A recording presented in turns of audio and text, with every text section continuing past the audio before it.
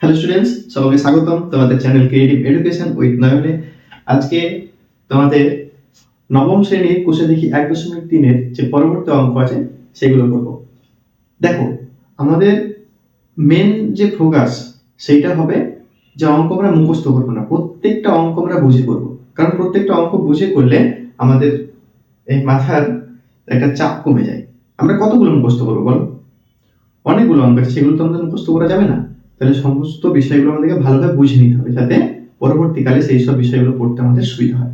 ঠিক আছে, প্রত্যেকটা অঙ্ক আমরা বুঝে পড়বো। আজকের ভিডিও শুরু করি। আমরা করবো কি,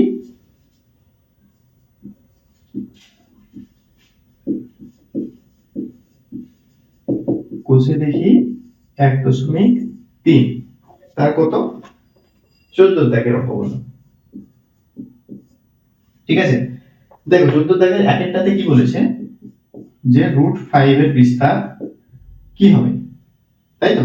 √5 এর দশমিক বিস্তার কি হবে বলেছে? এটি সসীম দশমিক হবে, এটি সসীম অথবা আবৃত্ত দশমিক হবে, এটি অসীম এবং অনাবৃত্ত দশমিক হবে, কোনোটি নয়।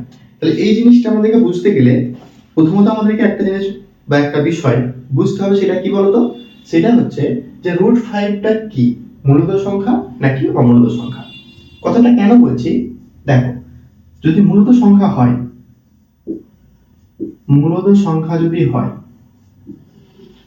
ঠিক আছে, তাহলে সেটা কি হবে? এর দশমিক বিস্তার কি হবে?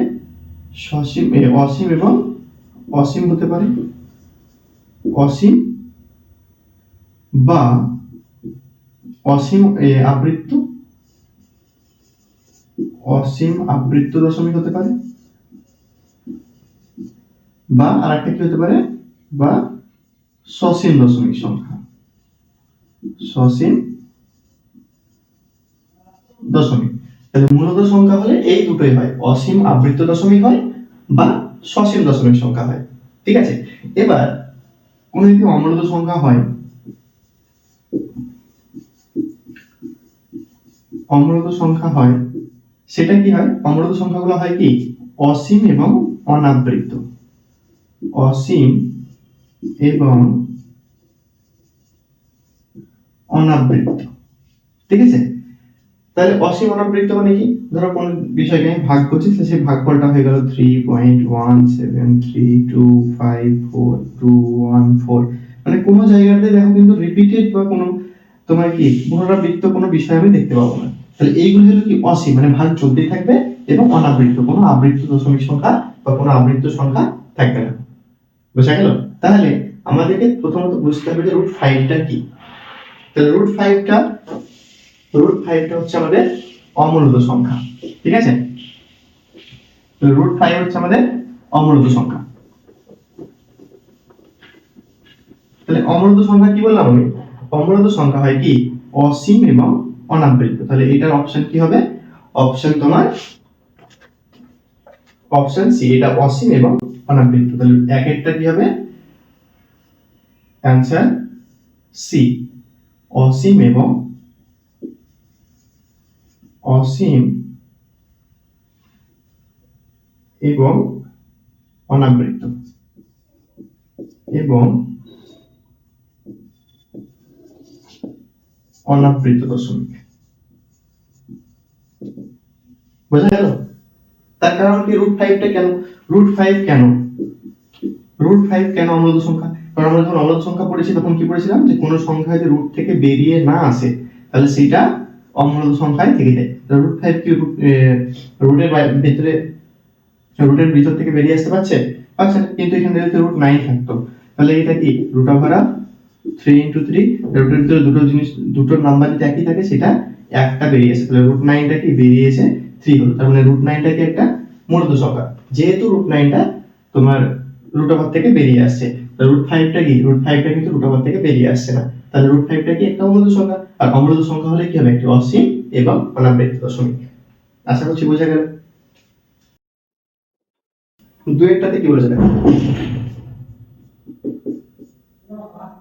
বলছে দুটি অমূলত সংখ্যার গুণফল কি হবে? দুটি অমূলত সংখ্যার গুণফল কি হবে? দেখো, √5 একটা অমূলত সংখ্যা, ঠিক আছে, এটা আমরা আগে বুঝে নেবো, সাইডে একবার বুঝে নেবো, ঠিক আছে। তাহলে √5 একটা অমূলত সংখ্যা, তার সঙ্গে √3 একটা অমূলত সংখ্যা। এই একটা অমূলত সংখ্যা একটা অমূলত সংখ্যা যদি আমরা গুণ করি তাহলে কি হবে, √5 × 3 মানে √15। তাহলে এটাও কি রুট থেকে বেরিয়ে আসছে না, মানে এই ক্ষেত্রে কি পেলাম, এটা আমরা অমূলত পেলাম, তাই তো, অমূলত পেলাম। আবার ধরো তোমার √3 একটা অমূলত সংখ্যা, আবার আরেকটা √3, এটাও তো একটা অমূলত সংখ্যা, এটাও একটা অমূলত, এটাও একটা অমূলত। কিন্তু এটাকে যদি আমরা গুণ করি তাহলে কি হবে, √3 × 3, তাহলে কি বেরিয়ে এলো, এটা শুধু 3 বেরিয়ে এলো, কারণ রুটের মধ্যে দুটো বিষয় যদি একই থাকে বা দুটো সংখ্যা যদি একই থাকে সেটা একটা বেরিয়েছে। তাহলে এই তিনটা কি, এই তিনটা মূলত সংখ্যা, তাই তো, এই তিনটা হচ্ছে মূলত সংখ্যা, বুঝা গেল। তাহলে এই ক্ষেত্রে আমরা কি বলবো, যে দুটি অমূলত সংখ্যার গুণফল মূলত কিংবা অমূলত সংখ্যা হবে, ঠিক আছে, মূলত কিংবা অমূলত সংখ্যা।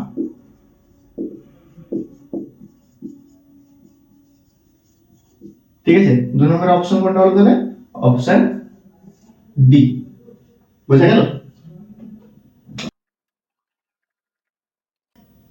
তাহলে দেখো 3 করব আমরা।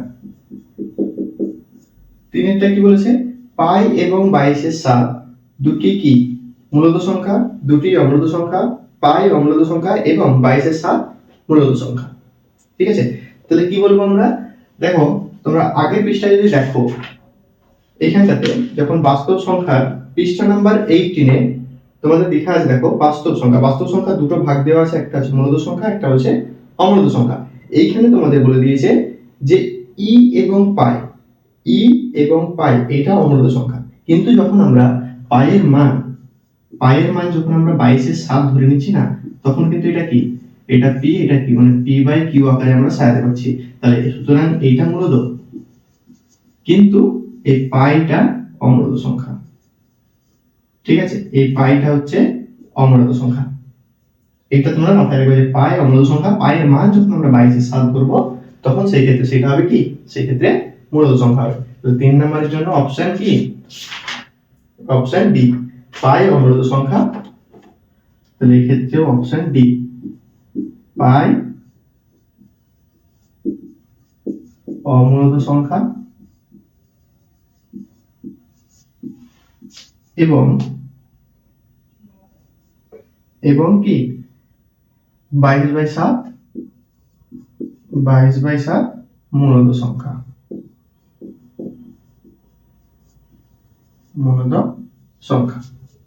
বোঝা গেল।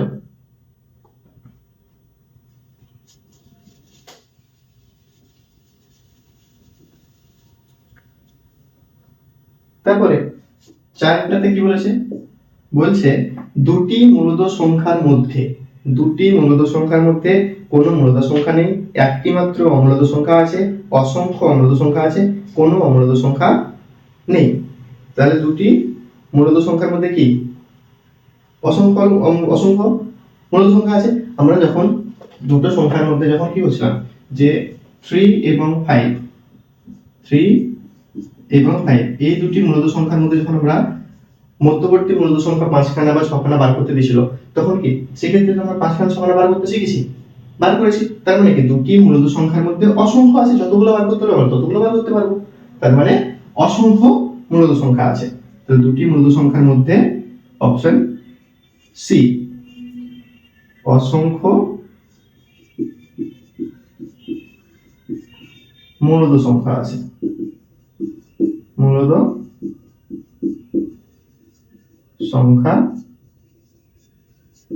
আছে। সেরকম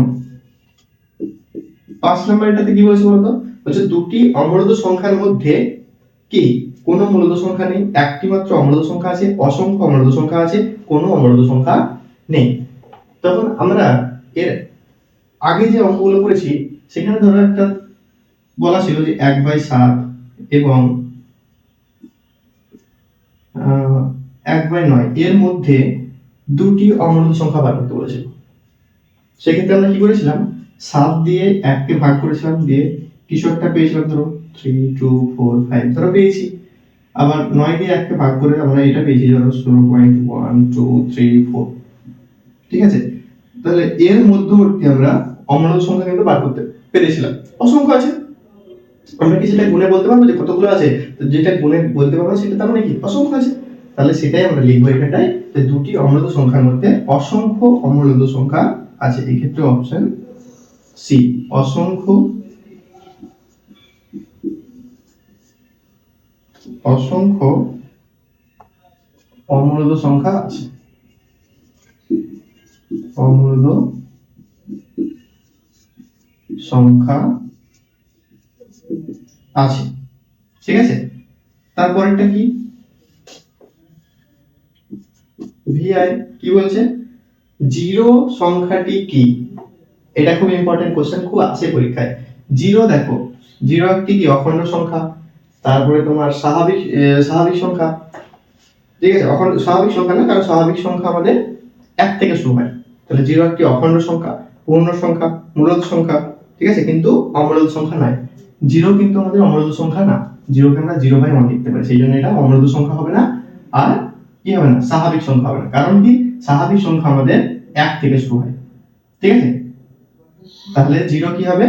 জিরো হবে আমাদের অপশন ডি, অখণ্ড সংখ্যা।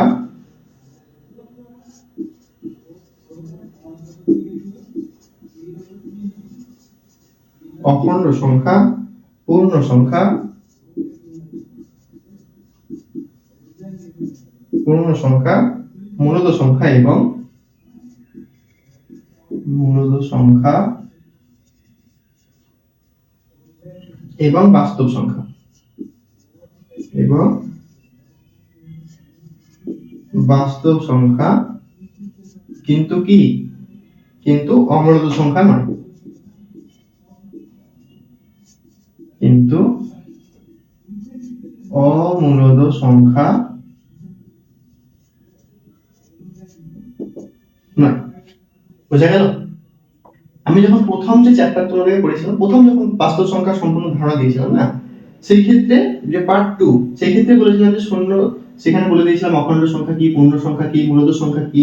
ঠিক আছে, সেখানে আমরা বলে দিয়েছি। আবার এক্সারসাইজ যখন 1.2 করেছিলাম, সেখানে বাই 1.1 মেবি, তো সেটাতে হয়তো ছিল একটা কোশ্চেন যে শূন্য কি, শূন্যকে একটি মূলদ সংখ্যা, শূন্যকে কি পি বাই কিউ আকারে সাজানো যায়? সেইখানে আমরা বলে দিয়েছিলাম যে হ্যাঁ, শূন্য একটি মূলদ সংখ্যা। কারণ কি? শূন্যকে আমরা 0/1 হিসাবে সাজাতে পারি, তাহলে যাকে আমরা পি বাই কিউ আকারে সাজাতে পারবো সেটাই মূলদ সংখ্যা। আবার স্বাভাবিক সংখ্যা নয়, স্বাভাবিক সংখ্যা নয় কেন? কারণ স্বাভাবিক সংখ্যা আমাদের স্টার্টিং 1 থেকে 1 2 3 4, মানে স্বাভাবিকভাবে যেটা আমরা গুনতে শুরু করি না, সেটা হচ্ছে স্বাভাবিক সংখ্যা। সেখানে তোমরা শূন্য গুনবি না। আবার পূর্ণ সংখ্যার ক্ষেত্রে কি আছে? যে ইন্টিজার, মানে মিডিলে এরকম শূন্য সংখ্যা রেখা, যেটা মিডিলে 0 +1 +2, যেহেতু প্লাস দেওয়ার দরকার নেই, এদিকে -1 -2, সেখানে কিন্তু কি 0 আছে। এটা হচ্ছে ইন্টিজার, মানে পূর্ণ সংখ্যার মধ্যে পড়ছে। আবার এই সমস্ত ভাগগুলো কি বাস্তব সংখ্যার মধ্যে আছে, তার মানে বাস্তব সংখ্যার মধ্যে 0 আছে। তাহলে 0 কি না? অমূলদ সংখ্যা না, আর কি স্বাভাবিক সংখ্যা না। এই পয়েন্টটা কিন্তু তোমরা মাথায় রাখবে। ঠিক আছে, স্টার মার্ক দিয়ে, এটা অনেক সময় তোমাদের শর্ট কোশ্চেনে চলে আসে যে 0 কি স্বাভাবিক সংখ্যা না। ঠিক আছে, স্বাভাবিক সংখ্যা নয়। ঠিক আছে, এই পয়েন্টটা তোমরা মাথায় রাখবে। অনেক সময় অনেকবারই কোশ্চেন এসেছে এটা, যে শূন্য একটি মানে সত্য মিথ্যাতে আসে যে শূন্য একটি স্বাভাবিক সংখ্যা, সেটা সত্য হবে না মিথ্যা হবে। ঠিক আছে,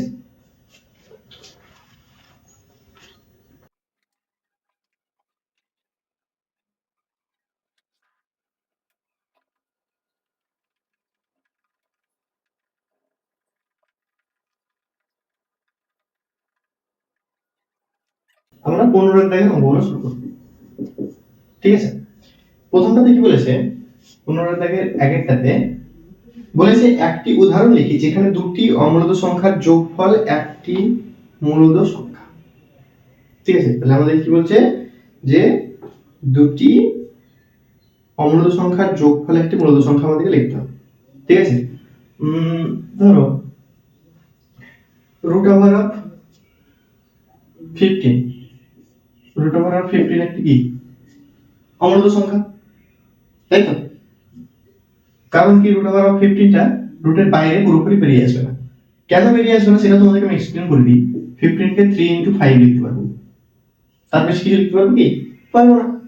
তাহলে যেটা সংখ্যা রুটের মধ্যে দুটো থাকবে সেটা একটা বেরিয়ে আসে, তাহলে এই ক্ষেত্রে কি দুটো একটা একটা করে তার বেরিয়ে আসবে, তার মানে এটাকে আমরা 3 পাশে 15 লিখবো।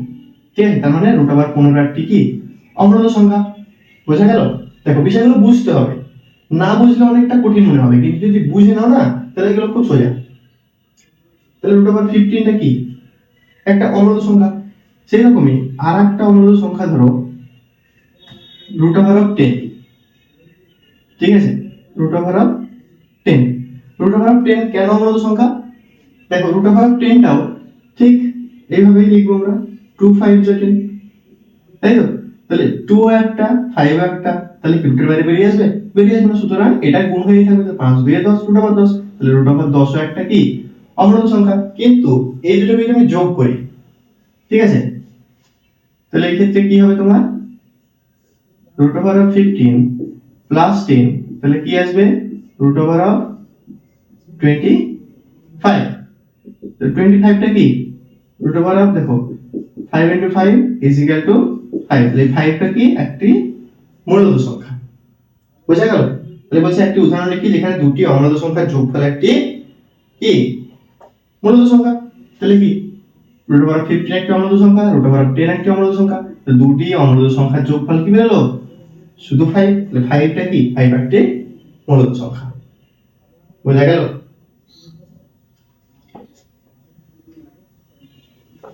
ঠিক দুইটাতে দেখো এবার কি বলেছে যে এমন উদাহরণ লিখে একটি যেটি দুটি অমূলত সংখ্যার বিয়োগফল একটি মূলত সংখ্যা। ঠিক আছে, দুটি অমূলত সংখ্যার বিয়োগফল। দেখো দেখো দেখো কি হবে, ধরো 5 প্লাস রুট ওভার অফ 13, এটা একটা অমূলত সংখ্যা। কেন বলতো বললাম আমি অমূলত সংখ্যা? কারণ 5টা তো আছে, ঠিক আছে, কিন্তু রুট ওভার 13 কি বেরিয়ে আসবে? রুট থেকে কি বেরিয়ে আসবে? এটা বেরিয়ে আসবে, তার মানে কি পুরো টার্মটা তো একসঙ্গে হচ্ছে না, হচ্ছে এই পুরোটাই একটা সংখ্যা। ঠিক আছে, তাহলে 5 প্লাস রুট ওভার 13 এটা একটা অমূলত সংখ্যা, ধরো আমি এটাকে আবার বিয়োগ করছি এখান থেকে। ঠিক আছে,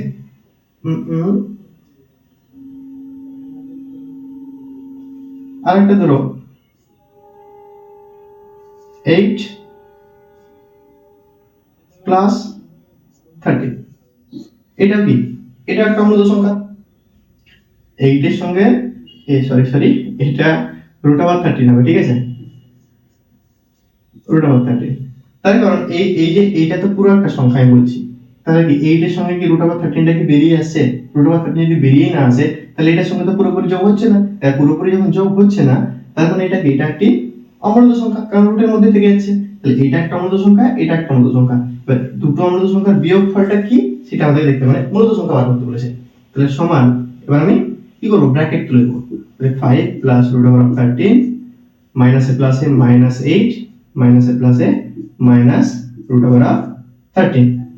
ঠিক আছে, মাইনাস রুট ওভার 13। এবার আমরা সাধারণ যে অঙ্ক করি সেইগুলোর নিয়ম কি জানো, এটা প্লাস 13 রুট ওভার 13, এটা মাইনাস রুট ওভার 13, তাহলে এটা কেটে যাবে।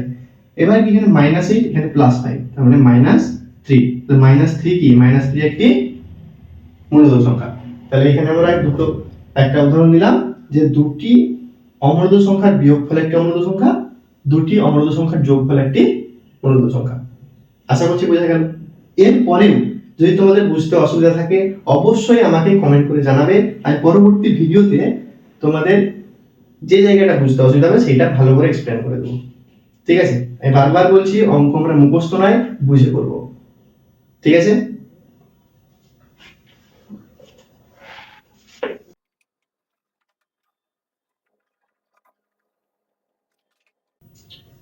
পনেরো তিনেরটা কি বলছে দেখো, বলছে 1/7 এবং কি 2/7 এর মধ্যে একটি মূলত সংখ্যা বার করতে বলেছে। দুটি মূলত সংখ্যার মধ্যে যদি একটি মূলত সংখ্যা বের করতে বলে তার নিয়ম আমরা জানি, প্রত্যেকেই জানি, আমরা যারা আমার ভিডিও প্রথম থেকে দেখছো তারা খুব সহজেই বলতে পারবে যে কিভাবে হয়েছে। যারা আজকে ভিডিওতে প্রথম তাদেরকে আমি বলে দিচ্ছি, কিন্তু তোমরা পূর্বের যে ভিডিও আছে সেটা দেখিয়েছো, তাহলে তোমাদের কনসেপ্টটা ভালোভাবে ক্লিয়ার হবে। ঠিক আছে, তাহলে একটি মূলত সংখ্যা বের করার নিয়ম হচ্ছে যে দুটি মূলত সংখ্যা দেবে সেই দুটির কি, সেই দুটির যোগফল 1/7 প্লাস 2/7, তাহলে সেই সংখ্যা দুটির যোগফল বাই 2। খুব সোজা। ঠিক আছে, তাহলে নিচে 2 থাকলো, উপরে কি হবে, আমার ভগ্নাংশের যোগ হবে, কারণ 1/7 একটা ভগ্নাংশ, 2/7 একটা ভগ্নাংশ, তাহলে তাদের কি হয়, হরের লসাগু হয়। তাহলে দুটো 7 আছে, তাহলে 7 আর 7 কত দিয়ে যাবে, 7 দিয়ে যাবে, 7 একে 7, 7 একে 7, লসাগু কত হলো আমার 7। তাহলে 7 একে 7, এই হর দিয়ে এই লসাগুটাকে ভাগ করব, তাহলে 7 একে 7, যে ভাগফল পেলাম সেটা তার লবের সঙ্গে গুণ করব, তাহলে 7 একে 7 হলো 1 পেলাম, 1 একে 1 যোগ 7 একে 7 ভাগফল 1 পেলাম, তো 2 একে 2, উপরে কি হলো আমার 1 প্লাস 2 3/7, নিচে বাই 2। তাহলে আমরা উপরের কাজ কমপ্লিট হয়েছে, এবার এই 2টাকে উপরে নিয়ে যাব। এবার 2টাকে উপরে নিয়ে গেলে কি করতে হবে বলতো, যে কোনো সংখ্যা নিচ থেকে উপরে উঠে গেলে সেটা উল্টে গিয়ে বসে, মানে যদি 1/2 থাকে সেটা হয়ে যায় কি 2/1, যদি শুধু 2 থাকে তাহলে কি নিচে 1 আছে আমরা জানি, তাহলে উপরে গিয়ে কি হবে, এটা 1/2 হয়ে যাবে। বুঝা গেল? তাহলে এটা কি হবে 3/7 ইনটু 1/2, তাহলে ইজিক্যাল টু কি হবে, লবে লবে গুণ হবে, এটা লবের সঙ্গে এটা লবের গুণ, তো 3 একে 3, এটার হরের সঙ্গে এটার হরের গুণ, 7 2 এ 14। তাহলে মধ্যবর্তী যে একটি মূলত সংখ্যা আমাদেরকে বার করতে বলেছে সেটা হচ্ছে 3/14। বুঝা গেল?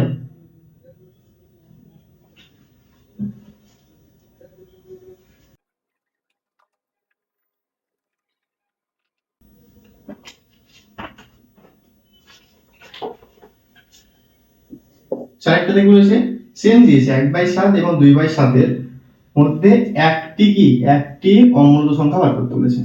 দেখো একটি অমূলত সংখ্যা নির্ণয় করতে বলেছে, একটি বলেছে।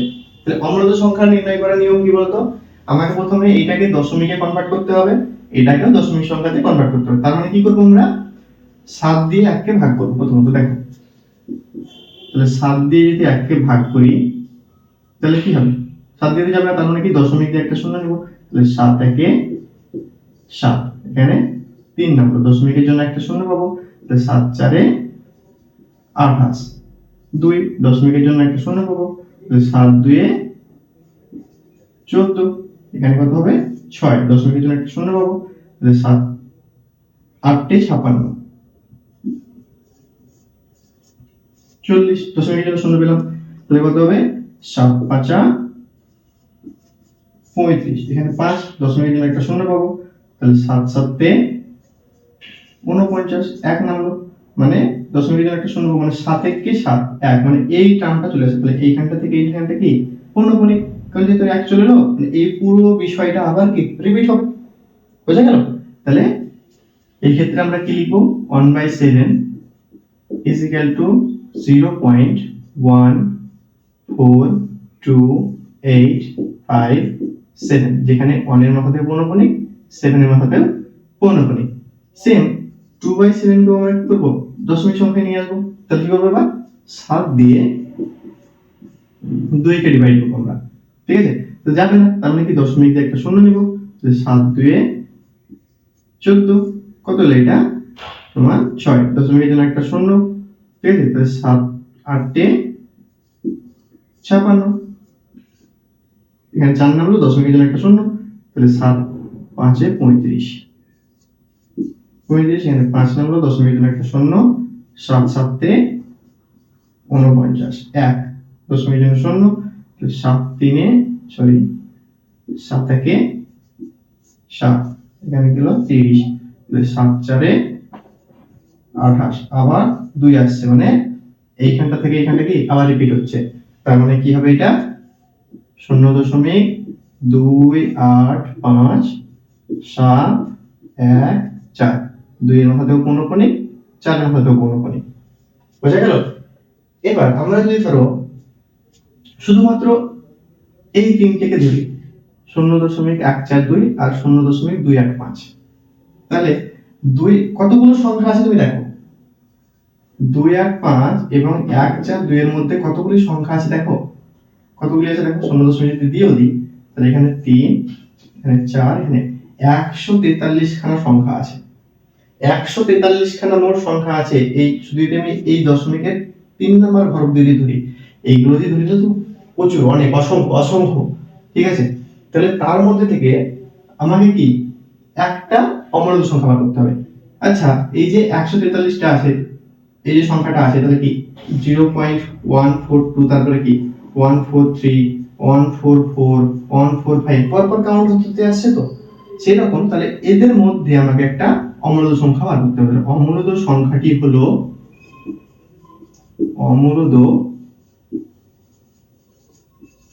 সংখ্যাটি হলো কি 0.143, আবার 4, 3, 3, 4, 3, 3, 3 এইভাবেই চলছে, তাই তো? হবে কি হবে না বলতো? হবে। তাহলে এটা কি অন্য উত্তরও সম্ভব, অন্য উত্তরও সম্ভব। কারো ধরো পছন্দ হলো না, বললে স্যারেরটা আমি নেব না, না হতেই পারে পছন্দ, তুমি এটা এভাবেও করতে পারো।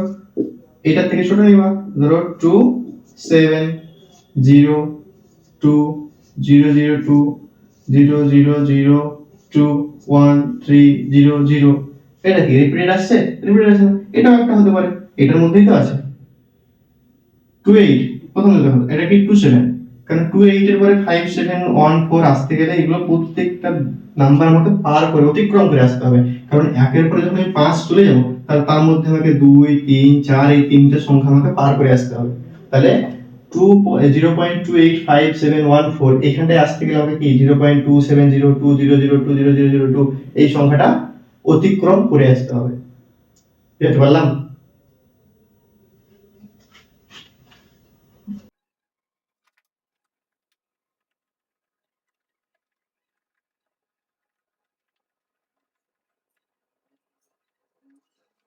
দেখো এই চ্যাপ্টারে তোমাদের অন্তিম মানে শেষ অঙ্ক কি বলেছে, বলেছে 0.123 0.123 তিনের মাথায় পৌনঃপুনিক এই আবৃত্ত দশমিক সংখ্যাকে সামান্য ভগ্নাংশে প্রকাশ করতে বলেছে। তাহলে এই আবৃত্ত দশমিক সংখ্যার সামান্য ভগ্নাংশে প্রকাশ করার নিয়ম কি বলতো? সংখ্যাটা আমাকে পুরোটা লিখতে হয় 1 2 3 বাই যতগুলো মাথায় পৌনঃপুনিক আছে ততটা নয়, আর যাদের মাথায় পৌনঃপুনিক নাই শুধু দশমিকের ডান দিকে তাদের জন্য 0। বোঝা গেল? কি বললাম? এইরকম ভগ্নাংশে যদি প্রকাশ করতে হয় তাহলে সেই সংখ্যাটিকে ভালো করে আমরা লিখে নিব পুরোটা। এখানে 0 আছে বলে আমি 0 বাদ দিয়ে দিয়েছি। যদি এখানে কোনো সংখ্যা থাকতো তাহলে সেই ক্ষেত্রে আমরা কি করতাম, এখানে সংখ্যাটা বসাতাম, দিয়ে সমস্ত সংখ্যাকে লেখার পরে দশমিকের ডান দিকে যতগুলির মাথায় পৌনঃপুনিক আছে ততগুলি নয় আমরা নিচে লিখব। তাহলে এই ক্ষেত্রে আমার একটার মাথায় পৌনঃপুনিক আছে সেই জন্য একটা নামে লিখলাম। আর আরেকটা কি, দশমিকের ডান দিকে যতগুলো সংখ্যার মাথায় পৌনঃপুনিক থাকবে না তার জন্য একটা করে 0। তাহলে দুটোর মাথায় কিন্তু পৌনঃপুনিক নাই সেই জন্য আমি দুটো 0 বসিয়েছি। তাহলে প্রথম স্টেপ কমপ্লিট। এবার সেকেন্ড স্টেপ কি বলতো, যতগুলোর মাথায় পৌনঃপুনিক থাকবে না ততগুলো কি হবে এই উপরের সংখ্যা থেকে বিয়োগ হয়ে যাবে। কোনটা কোনটা হচ্ছে বলতো, 0 এর মাথায় নাই, 1 এর মাথায় নাই, 2 এর মাথায় নাই। আমি 0টা কেন বলছি, কারণ কোনো কোনো ক্ষেত্রে এখানে 1 থাকে, 3 থাকে, 5 থাকে, তোমাদের যাতে গন্ডগোল না লাগে সেই জন্য আমি 0টাও লিখে দিচ্ছি। তাহলে যতগুলোর মাথায় পৌনঃপুনিক নাই, 0 এর মাথায় নাই, 1 এর মাথায় নাই, 2 এর মাথায় নাই, এইটা পুরোটা বিয়োগ হবে। বুঝতে পারলাম? তাহলে কি হলো, এটা তোমার এটা হয়ে যাবে 111/900। ঠিক আছে, এইটা হয়ে গেল আমাদের সামান্য ভগ্নাংশে প্রকাশ। ঠিক আছে, আজকের জন্য এতটুকুই। দেখা হচ্ছে তোমাদের সঙ্গে এর পরবর্তী চ্যাপ্টার সেটা নিয়ে। ততক্ষণ সবাই ভালো থেকো, সুস্থ থেকো, পড়াশোনাটা চালিয়ে যাও। আর আমার এই যে ছোট্ট একটা প্রয়াস তোমাদেরকে অঙ্ক মুখস্থ করতে শেখানো, বুঝিয়ে শেখানো, সেটা যদি তোমাদের ভালো লেগে থাকে অবশ্যই তোমার বন্ধু বান্ধবদের মধ্যে শেয়ার করে দিও এবং পাশে থাকা বেল আইকনটিকে প্রেস করে চ্যানেলটি সাবস্ক্রাইব করে দিও।